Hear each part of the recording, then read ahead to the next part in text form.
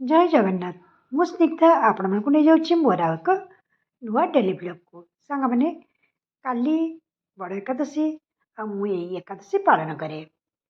आउ सेति पई मु दशमी आउ द्वादशी रे बिना पियाज रसुन रे सत्य भोजन करथाए। सांग माने सेति पई मु आज करछि भात डालमा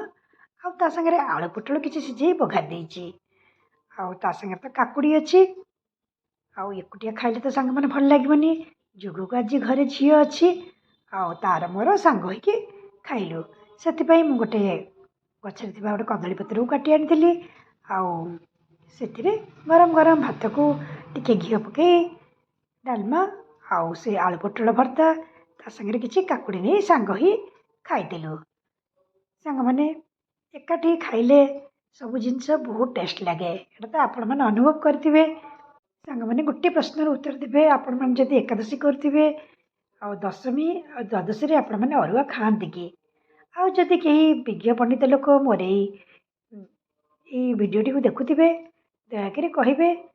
दशमी आ द्वादशी रे अरुआ खाइबार किछि यथार्थता अछि कि कारण मोर बहुत जन सांग अछंती से माने एकादशी तो पालन करती किंतु दशमी आ द्वादशी रे से माने अरुआ खाआंतीनी तेणु मो मन रे ए प्रश्न उठुची आउ दशमी आ द्वादशी रे अरुआ खाइबा उचित कि नुहे तेरे एतिक रही सांग मैंने कहीं जदि जानी तेरे मोर प्रश्नर उत्तर देवे निश्चय।